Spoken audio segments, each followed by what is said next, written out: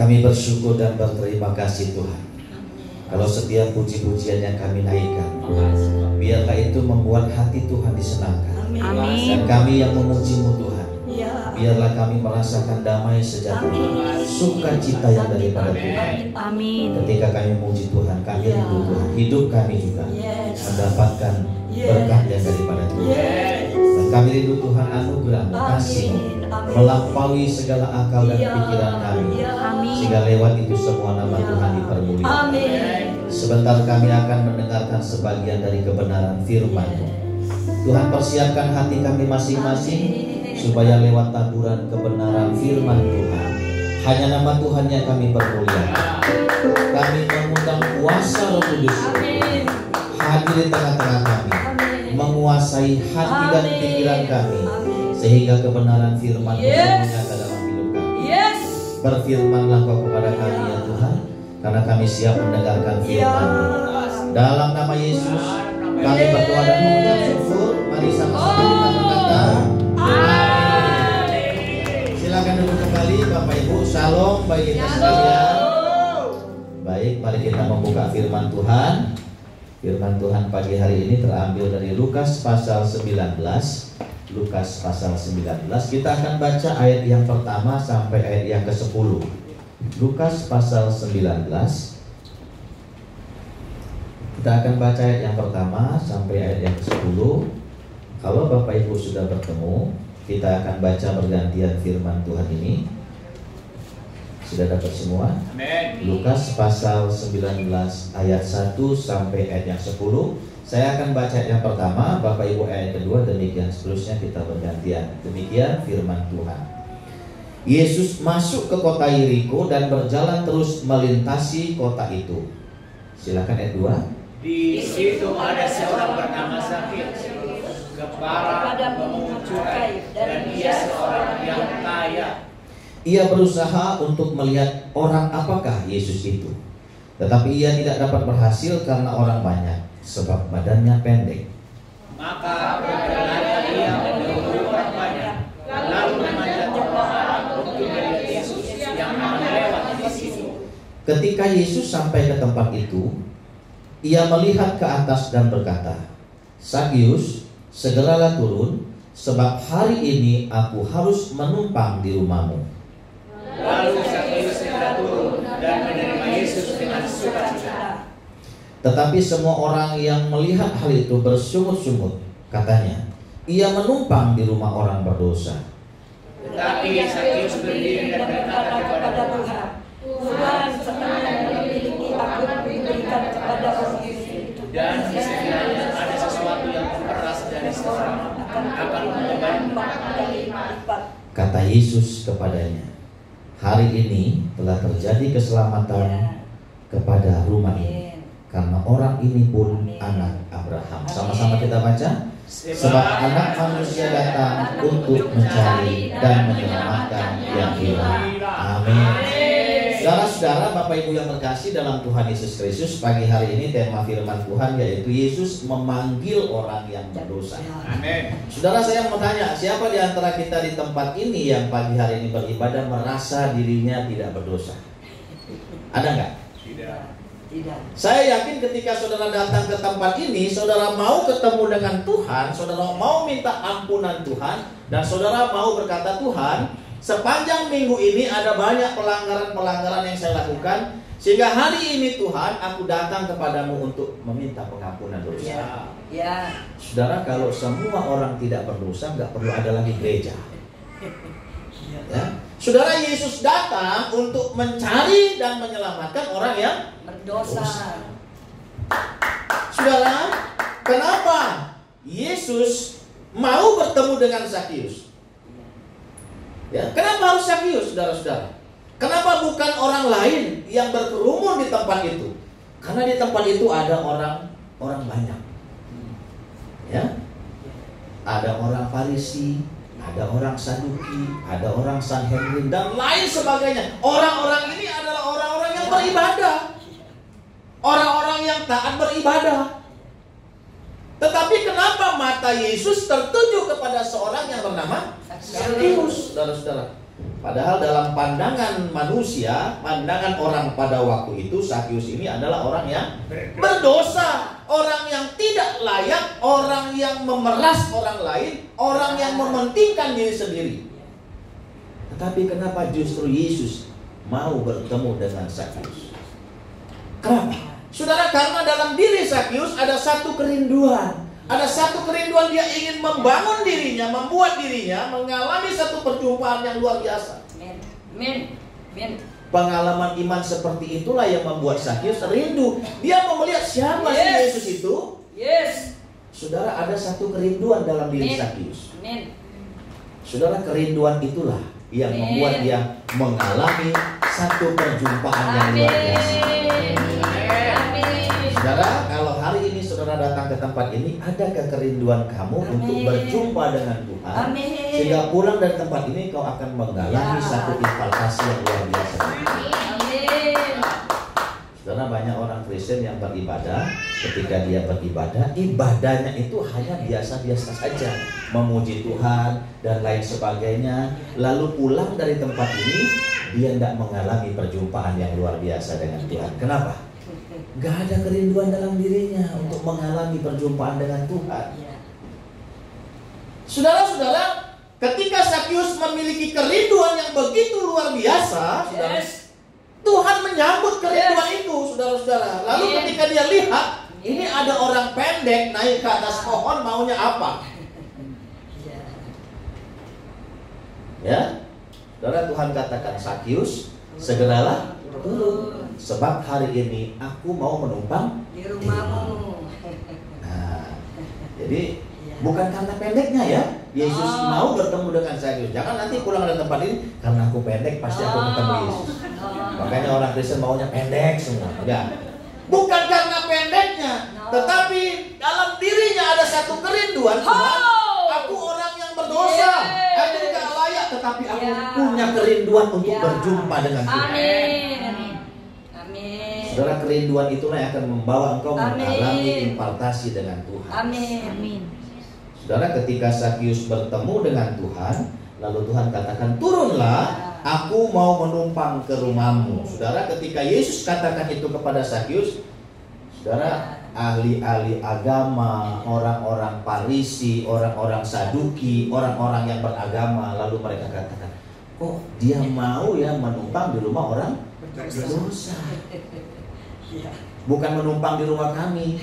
Orang-orang Farisi, orang-orang yang beragama, orang-orang yang beribadah. Saudara, karena Yesus lihat ibadah mereka itu hanya ibadah yang sia-sia, ibadah yang munafik, ibadah yang tidak mengalami perjumpaan dengan Tuhan. Karena Yesus melihat seorang yang sedang naik itu mengalami kerinduan yang luar biasa ingin bertemu dengan Tuhan. Amin. Saudara, ketika kita punya kerinduan yang luar biasa untuk bertemu dengan Tuhan, kau akan mengalami satu hal yang luar biasa. Saudara, apa yang dialami oleh Sakyus, saudara-saudara, ketika dia bertemu dengan Tuhan, saudara-saudara, ada 3 hal yang dialami oleh Sakyus. Ya, mari kita lihat yang pertama apa. Boleh ditampilkan? Boleh? Saudara, perubahan apa yang terjadi dalam diri Sakyus ketika dia bertemu dengan Yesus? Yang pertama, saudara-saudara, Yesus mengangkat harga diri Sakyus. Saudara, orang yang mengalami perjumpaan dengan Yesus secara pribadi, saudara-saudara, dia akan mengalami satu perubahan yang total dalam dirinya. Amin. Saudara, bagi Sakyus dulu, ya, dia ini kan adalah seorang pemungut cukai, kepala pemungut cukai. Saudara, kepala pemungut cukai itu kalau kita lihat dalam pekerjaan sekarang, dia itu adalah kepala pajak. Saudara, kalau bicara tentang pajak itu bicara tentang apa? Hepeng don mengatur negarawan. Saudara, kalau bicara tentang pajak adalah bicara tentang uang. Dulu ketika Sakyus belum bertemu dengan Tuhan, bagi Sakyus uang itu adalah harga dirinya. Makin banyak uang, makin tinggi harga dirinya. Betul nggak begitu? Coba lihat, saudara-saudara. Saudara punya uang banyak, lalu saudara merasa harga diri saudara akan tinggi. Ada orang Batak di sini? Ada. Banyak orang Batak di sini? Apalagi orang Batak tuh. Orang Batak tuh nggak mau harga dirinya direndahkan, saudara-saudara. Ya, bagi dia semua itu adalah raja. Aku adalah anak raja. Raja Sihotang, Raja Sihombing, Raja Simbolon, ya. Pokoknya raja. Kalau Boru di raja. Pokoknya semua raja. Nggak mau disebut anak buah. Ya. Saudara-saudara, bagi Sakyus, uang itu adalah harga dirinya. Saudara menjadi orang kaya tidak lantas Sakyus itu dihormati oleh orang banyak pada waktu itu, saudara-saudara. Justru karena profesinya sebagai pemungut cukai membuat Sakyus kehilangan kebutuhan hidupnya. Apa kebutuhan hidupnya hakiki, saudara-saudara? Dia tidak diterima oleh banyak orang. Kenapa? Karena dia memeras orang lain. Dia menyusahkan orang lain. Dia membuat orang lain menderita. Kenapa? Bagi Sakyus uang adalah segala-galanya. Ya, makanya bagi Sakyus uang itu adalah harga dirinya, saudara-saudara. Harga dirinya yang begitu luar biasa bagi Sakyus, saudara-saudara. Saudara, hal ini saudara-saudara membuat Sakyus merasa dirinya paling hebat pada waktu itu. Tidak peduli orang lain. Yang penting aku ambil, aku peras. Karena bagiku uang adalah harga diri. Saudara-saudara, namun saudara-saudara, kedatangan Tuhan Yesus telah mengubah kehidupannya. Ya. Ternyata ada orang yang mau menerima saya. Ya, dulu saya disingkirkan oleh orang lain, dulu saya dikucilkan oleh orang lain karena saya menyusahkan banyak orang. Tapi ternyata ada orang yang bernama Yesus mau bertemu dengan saya. Ada orang yang bernama Yesus mau menyelamatkan saya. Amin. Ada orang yang bernama Yesus mau mengangkat harga diri saya.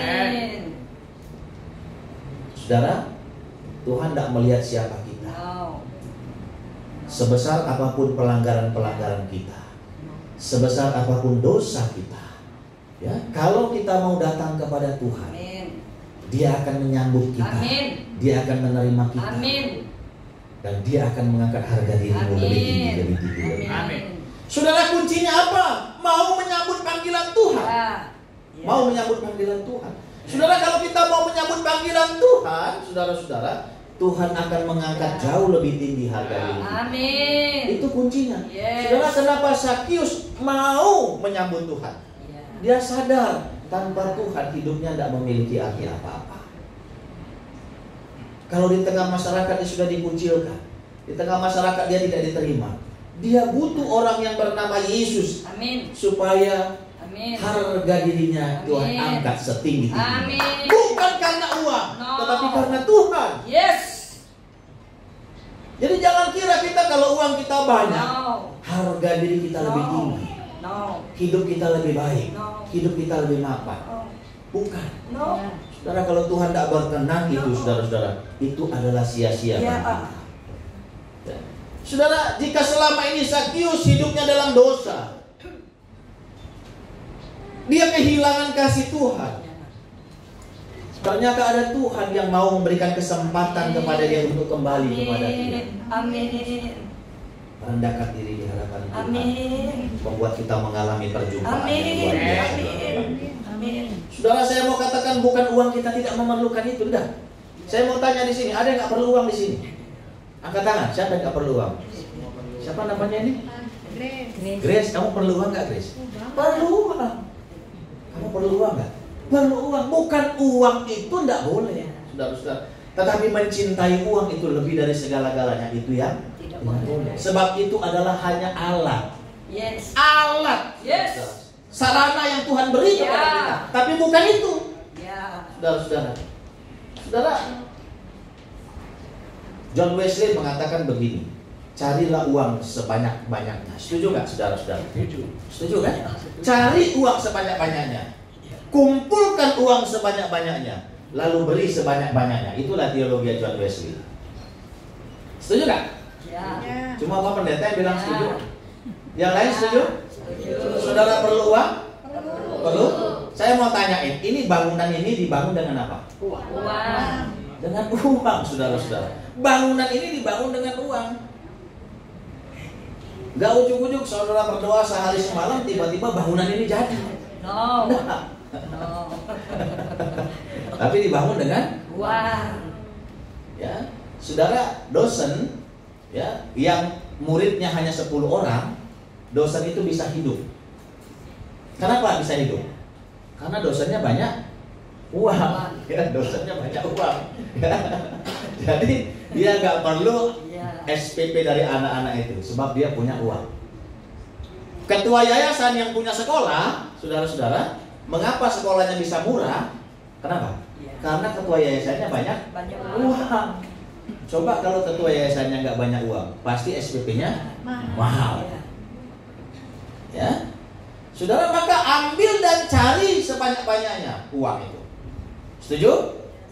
Pasti ada yang bilang dalam diri saudara, Pak Pendeta, ya, ada yang bilang begini pasti, Pak Pendeta boleh uang dicari, tetapi uang bukan segala-galanya.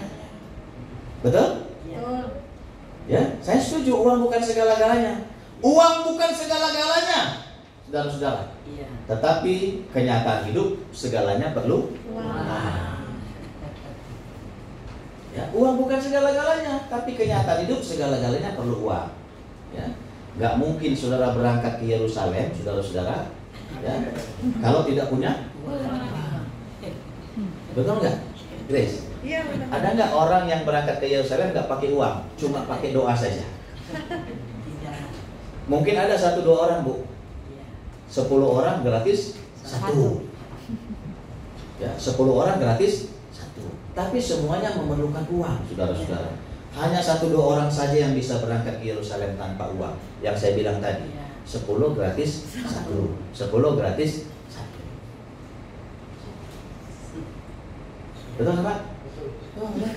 Kalau saudara mengharapkan gratis, nggak mungkin. Cari dulu 10 orang, baru gratis 1. Bisa dapat 10 orang? Susah. Belum tentu, saudara-saudara. Susahnya setengah mati. Makanya saya bilang segala-segalanya perlu uang. Ya, Pak Pendeta, uang itu tidak akan dibawa mati. Betul. Betul, Grace? Betul. Uang itu nggak dibawa mati. Betul, saya setuju. Tapi tidak sedikit orang yang terasa mati kalau tidak punya uang. Coba, kalau kamu nggak punya uang, kau pasti akan terasa mati hidupmu. Mau kemana-mana nggak bisa, mau makan ini nggak bisa, makan itu nggak bisa. Pak Pendeta, uang itu akan menjadikan kita masalah. Setuju saya. Tetapi ada berapa banyak masalah yang bisa diselesaikan dengan uang. Ibu pernah bawa motor? Pernah ditangkap polisi? Pernah. Lalu kalau ditangkap polisi, SIM-nya ditahan kan? Tahan. Ngambilnya di mana? Ya di pengadilan, ngambil di pengadilan. Gak mungkin ibu ditangkap polisi, SIM-nya diambil polisi, lalu ibu berdoa, Tuhan ampunilah dia tidak tahu apa yang dia perbuat. Lalu tiba-tiba polisi kasih SIM-nya sama ibu. Pernah nggak terjadi begitu? Enggak. Berdoa semacam apapun ibu, tetap diselesaikan dengan uang. Lalu tebusnya di mana? Di pengadilan. Bayar pakai apa? Uang. Setelah selesai baru SIM-nya selesai nggak masalah dengan uang? Selesai kan? Gak mungkin kita mendoakan hakim itu, hakim, engkau adalah hakim yang lalim, Tuhanlah yang menjadi penolong saya. Lalu tiba-tiba hakim kasihkan SIM itu kepada saudara. Tidak, semua diselesaikan dengan uang, saudara-saudara. Ya, Pak Pendeta, ya, kalau sudah cinta, ini anak muda ini, nggak ada urusannya dengan uang. Grace, kamu masih sendiri ya, Grace? Udah punya pacar. Udah punya pacar? Mana pacarmu? Di sana. Ah, di sana. Di sana. Ya. Ada nggak di sini yang sudah punya pacar? Pacarnya di sini? Mana? Katakan. Ada? Kok batuk semua? Ada nggak? Saya mau kasih contoh nih. Ada? Siapa? Nggak ada. Nggak ada yang ngaku ya? Ya. Grace, kau punya pacar berapa lama pacaran? Waduh. 2 tahun, 3 tahun? 2 Bentar lagi 5 tahun. Sebentar lagi 5 tahun, ya. Ya. Chris, kalau pacarmu itu ngajak kau jalan aja, kau nggak dijajanin, kau nggak diajak nonton, diajak ke mall Cilegon cuma nonton mallnya aja, ya, nggak dijajanin, nggak diapain, mau nggak Chris? Nggak mau. Nah, saya yakin belum 5 tahun, 5 hari udah diputusin pacaran. Ya, jadi cinta itu bukan segala-galanya. Kalau udah cinta nggak ada urusan uang. Saudara, nonsen ya, saudara. Tetap uang yang berbicara. Makanya orang Batak bilang, hepeng do kena mengatur negara. Uang yang mengatur negara ini. Jadi saudara-saudara, ya, saudara, bukan uang sebetulnya yang menjadi persoalan dalam hidup kita. Uang itu hanya sarana, ya. Artinya saudara-saudara, ya, apa yang kita mau kerjakan ketika Tuhan mau berikan berkat kepada kita, ya. Uang itu hanya sarana, dan cara yang baik adalah bagaimana kita menggunakan uang itu dengan kejujuran kita. Maka disitulah uang akan menjadi berkat bagi kita. Sakius, saudara-saudara, dia bukan menggunakan uang itu untuk kemuliaan Tuhan. Dia menggunakan uang itu untuk kepentingan dirinya sendiri. Bagaimana dia memupuk kekayaan dirinya sendiri, supaya harga dirinya dilihat orang lebih baik. Saudara, bukan uang yang salah, tapi kita. Uang tidak pernah salah. Kita yang salah menggunakan sarana yang Tuhan berikan kepada kita. Saudara, ketika Sakius kenal Tuhan, bertemu dengan Tuhan, uang itu bukan lagi segala-galanya bagi dia. Harga dirinya ditentukan bagaimana dia bertemu dengan Tuhan. Harga dirinya ditentukan bagaimana dia mengalami perjumpaan dengan Tuhan. Harga dirinya ditentukan bagaimana dia mengalami impartasi. Jadi itu yang dialami oleh Sakius, saudara-saudara. Dia mengalami satu perubahan yang luar biasa dalam dirinya. Maka kerinduan-kerinduan kita lah yang membuat kita mengalami perjumpaan dengan Tuhan. Kalau kau datang ke gereja biasa-biasa saja, nggak ingin berjumpa dengan Tuhan, kau pulang pun akan biasa-biasa saja. Tapi kalau kau dari rumah datang ke tempat ini rindu berjumpa dengan Tuhan, mengalami pengalaman dengan Tuhan, saudara pulang dari tempat ini mengalami kerinduan itulah yang membuat engkau mengalami perjumpaan. Ini yang terjadi dalam diri Sakius, saudara-saudara.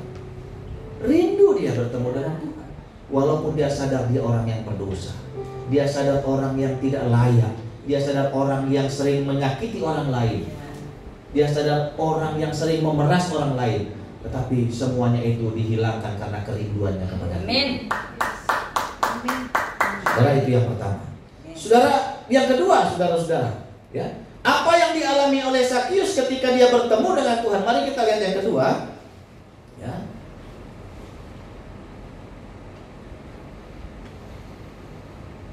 Sorry, sebelum yang kedua. Ini, saudara, ini lihat ini, saudara. Ini adalah para penghuni panti di Cigoong. Cigoong Serang, ya, bukan Cigoong Kabupaten Lebak. Cigoong Serang, ya. Saudara, kalau saudara lihat gambar ini, mereka ini orang sehat nggak? Sehat.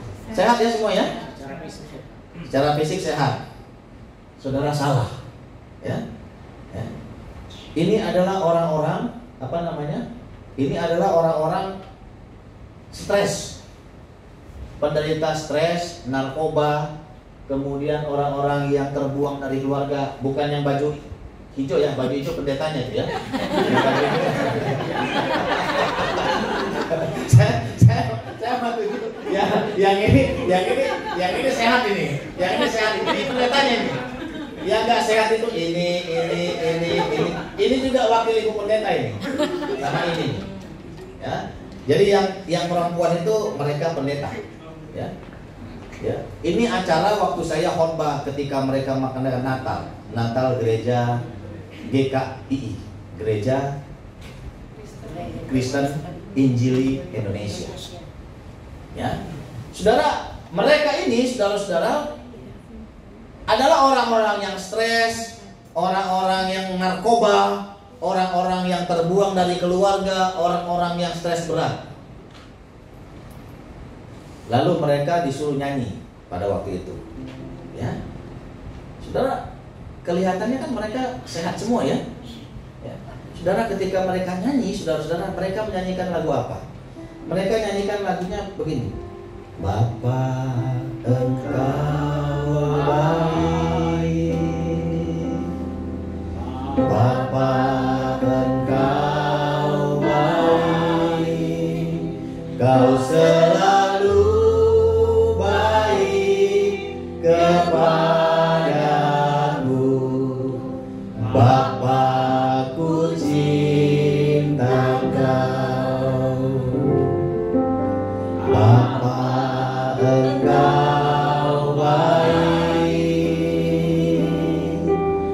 Bapa, Engkau baik.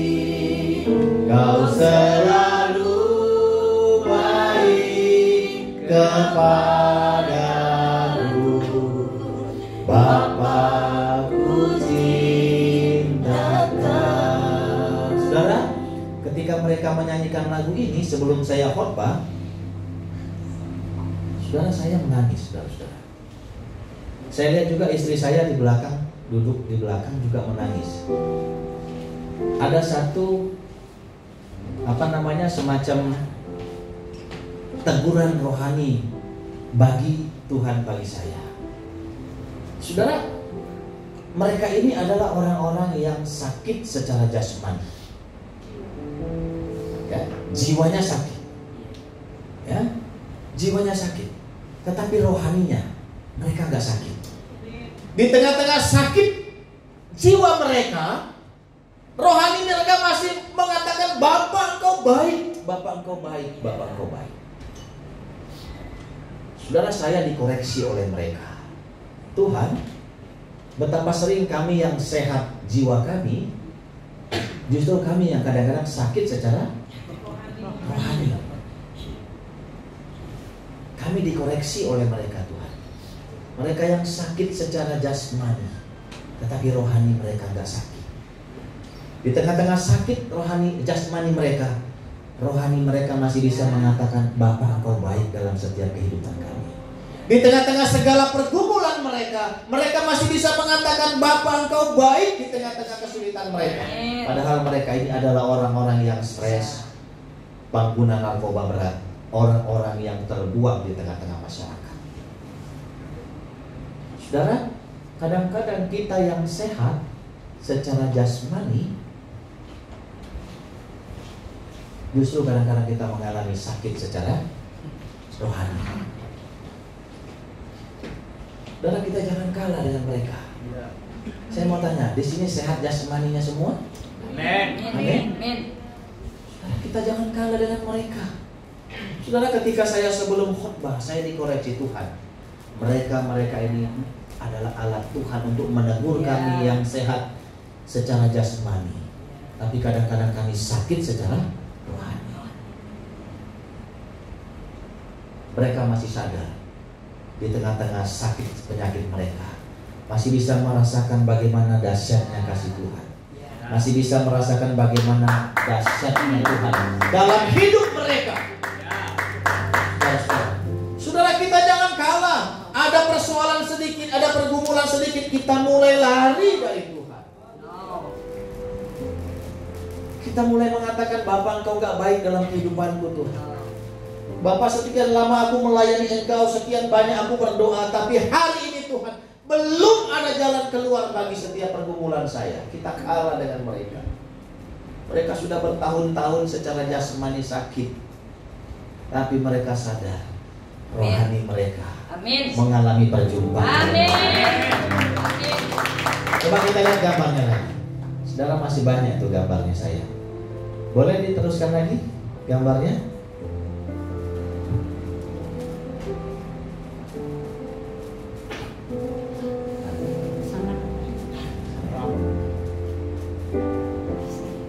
Boleh teruskan lagi?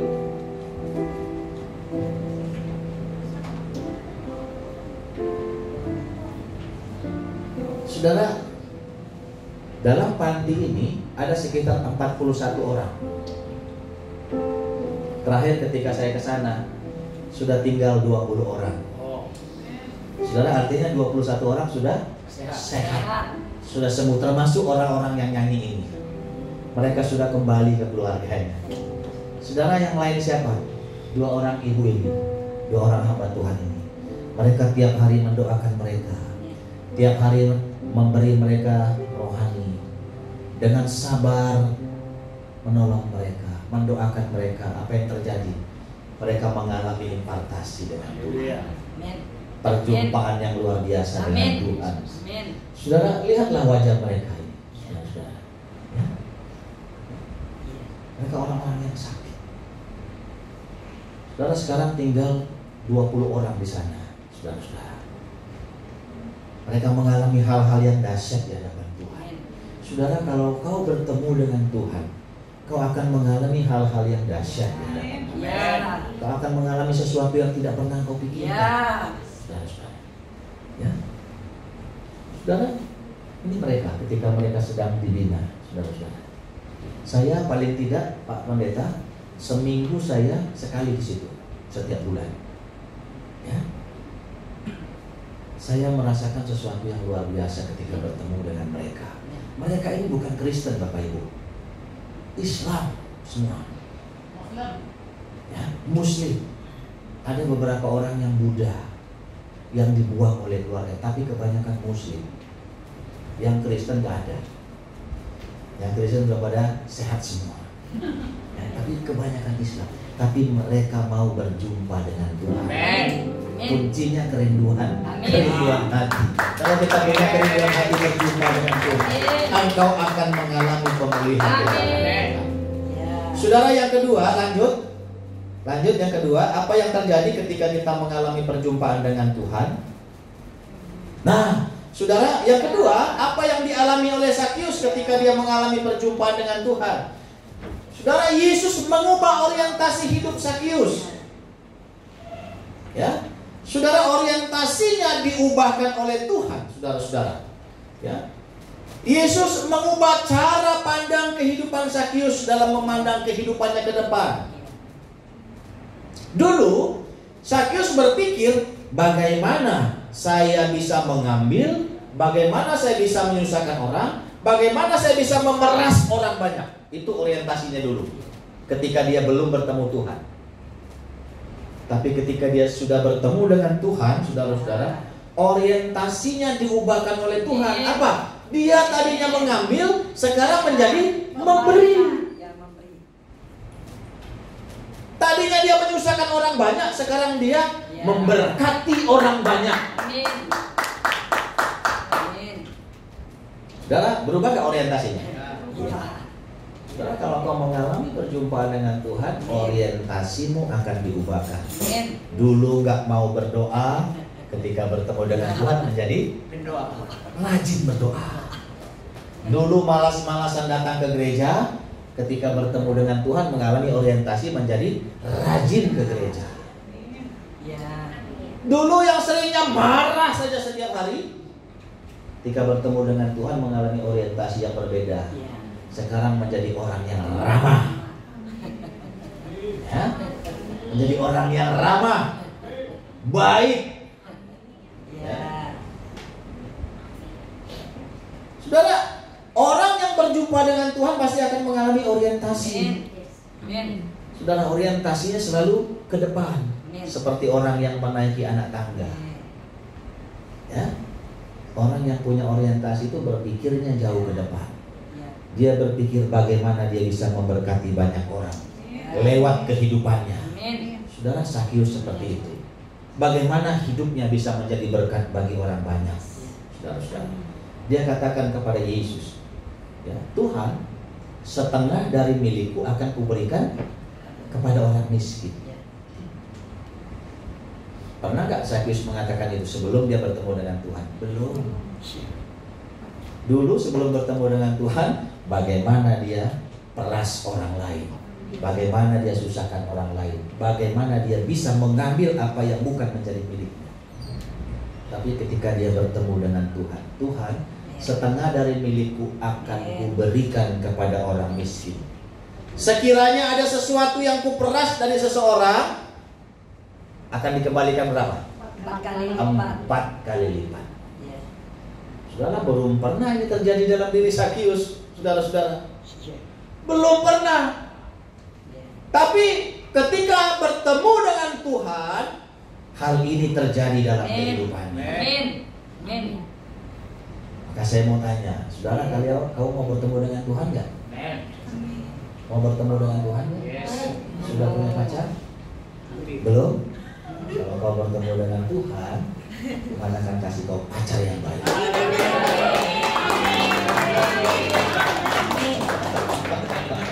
Kalau kau bertemu dengan Tuhan, Tuhan kau kasih berkat yang luar biasa. Amin. Makanya ada satu kerinduan dulu bertemu dengan Tuhan. Yang lain itu akan menyusul, saudara-saudara. Gak usah kita cari. Ada kerinduan dulu dalam diri kita untuk bertemu dengan Tuhan. Tuhan yang akan mengubahkan orientasi dalam hidup. Amin. Saudara, saya tak pernah berpikir apa-apa dalam hidup saya. Ya, tapi saya hanya tahu bagaimana saya mengalami sesuatu yang luar biasa dalam Tuhan.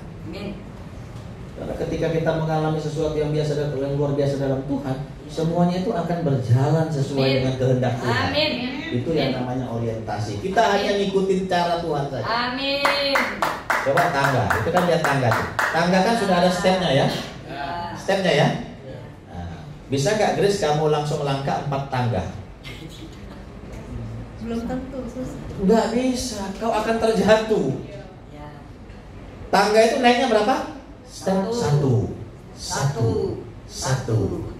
Enggak langsung 4 gitu ya, enggak. 1 itulah orientasi. Orang yang berjalan dengan Tuhan, dia akan ngikutin caranya Tuhan. Caranya Tuhan itu 1. Sampai nanti dia ada pada satu titik di puncak yang paling tinggi. Itulah berkat Tuhan. Itu orientasi. Ya, namanya siapa? Kotan? Arlan.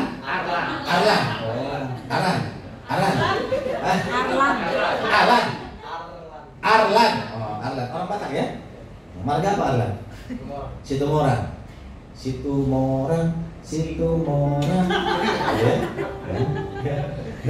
Arlan ya? Arlan, kalau kau punya orientasi bersama-sama dengan Tuhan, kau akan ikuti caranya Tuhan. Ya. Sampai pada satu titik kau akan menemukan apa yang menjadi kehendak Tuhan dalam hidupmu. Ya, Arlan ya. Sekarang usia berapa? 26. Menikah umur berapa nanti? Di bawah 30 ya banyak, 27, 28. Yang benar berapa? Ini Arlan ini ditanya nggak jelas ini. Kalau harus ada orientasi dulu. Berapa kau menikah? Pastikan dulu. 28 atau 29? Harus jelas dengan Tuhan itu. Nah, 29. Tuhan, orientasiku menikah umur 29. Aku mau mengikutimu Tuhan. Umur 29, kau pasti akan kasih Tuhan.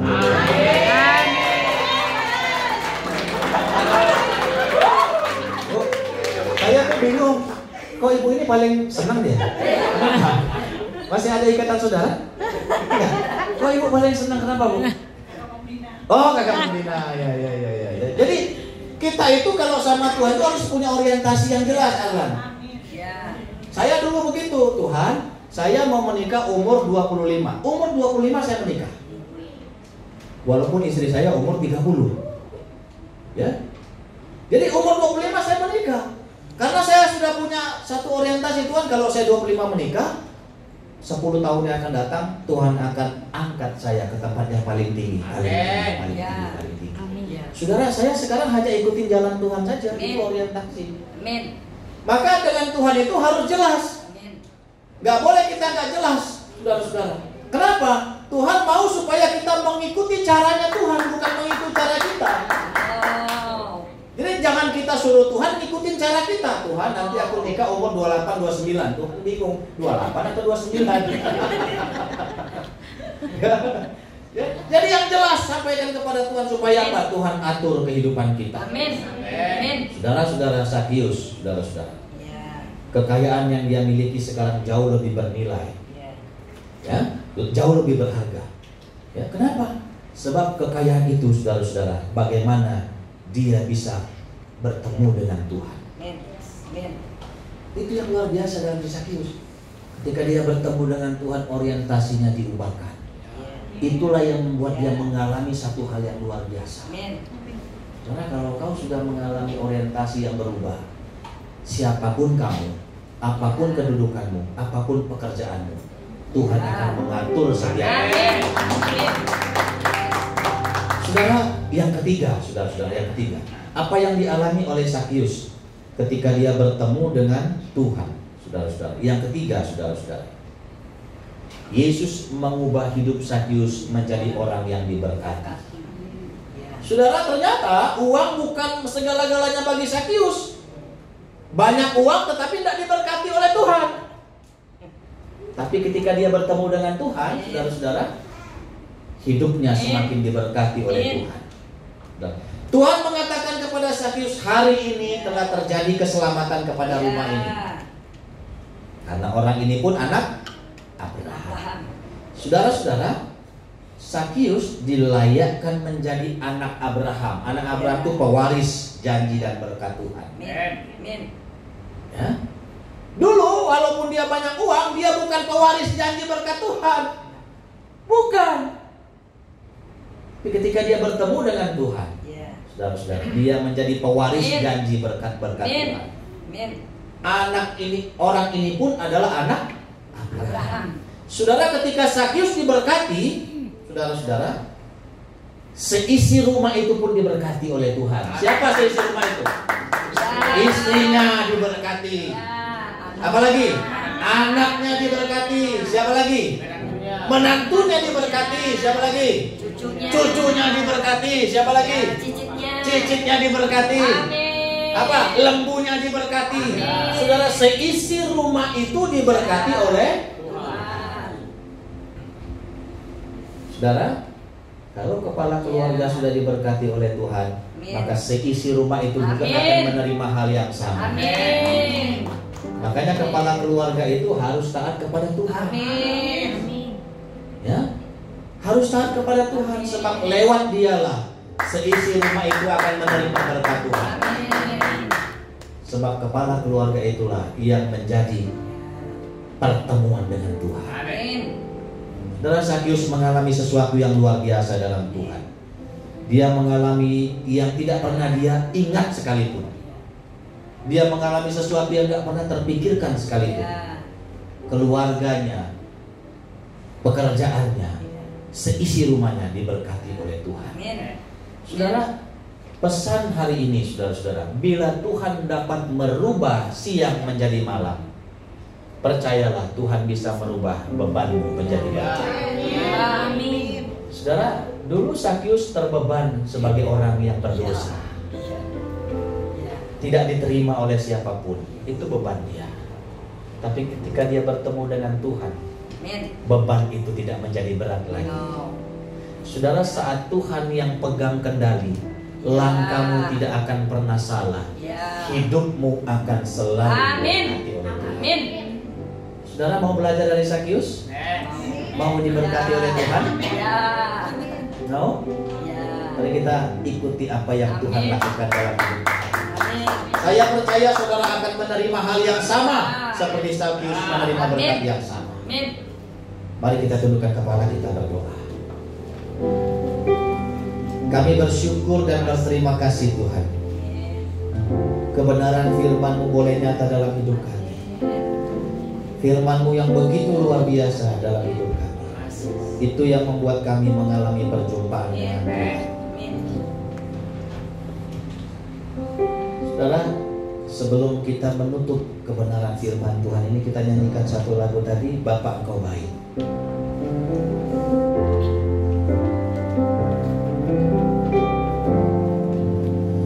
Bapa Engkau baik, Bapa Engkau baik.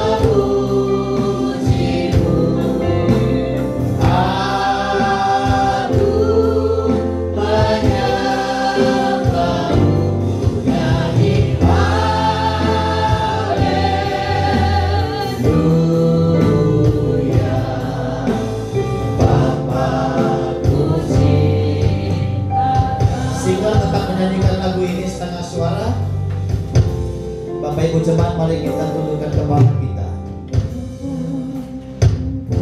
Apa yang Tuhan mau buat dalam hidupmu, apa yang mau Tuhan nyatakan dalam hidupmu, percayalah, Tuhan pasti akan melakukan itu dalam hidupmu. Buka hatimu seluas-luasnya untuk menerima berkat Tuhan. Kalau Sagius mengalami hal yang luar biasa dalam Tuhan, engkau pun akan mengalami hal yang sama. Kalau ada di antara kami yang mengalami sakit Tuhan, hari ini hambamu mau berdoa dalam nama Yesus. Tuhan sembuhkan mereka, angkat sakit penyakit mereka. Apa yang menjadi kesulitan mereka Tuhan, hari ini aku mau berdoa dalam nama Yesus. Sembuh engkau. Kalau di antara kami ada yang mengalami pergumulan dalam keluarga Tuhan, hari ini hambamu mau berdoa dalam nama Yesus. Tuhan angkat pergumulan mereka. Tuhan berikan kelegaan kepada mereka, sehingga mereka mengalami kelegaan daripada Tuhan. Hari ini hamba berdoa kalau ada di antara kami Tuhan yang bergumul untuk masa depan anak-anak mereka. Hari ini hamba berdoa dalam nama Yesus. Berkati anak-anak mereka Tuhan. Beri mereka masa depan yang baik, masa depan yang cerah. Berdoa Tuhan untuk hambamu di tempat ini, Pak Simatupang. Tuhan berkati pelayanannya, Tuhan berkati keluarganya, Tuhan berkati pergumulannya. Kami tahu Tuhan ada banyak hal yang dia rancangkan dalam pelayanannya. Biar Engkau nyatakan yang terbaik dalam pelayanannya, sehingga lewat itu semua nama Tuhan dipermuliakan. Terima kasih Bapak. Kami serahkan kehidupan kami dalam tangan kuasa dalam nama Yesus. Kami berdoa dan mengucap syukur. Amin. Amin.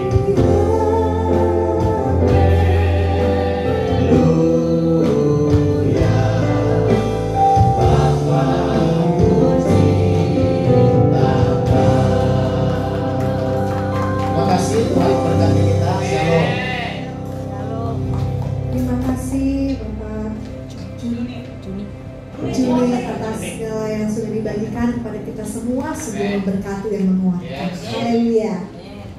Bapak Ibu Saudaraku, kita ingin menyambut apabila di antara yang hari ini datang ada yang baru pertama kali hadir di gereja ini, dengan kasih boleh lambaikan tangannya jika ada.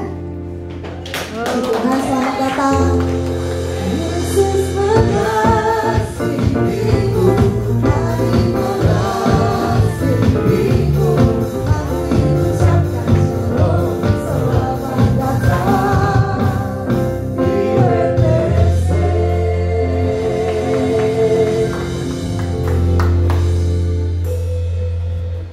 Terima kasih, selamat datang. Kami mengundang kembali jika belum memiliki tempat ibadah yang tetap, untuk minggu depan bisa kembali bersama-sama di hari di ibadah GBWTC Cilegon. Haleluya. Mari sama-sama saksikan news untuk 1 minggu ke depan. Hai families, gimana kabar saudara di minggu ini? Pastinya families dalam keadaan yang luar biasa kan? Nah, sebelum kita mengakhiri ibadah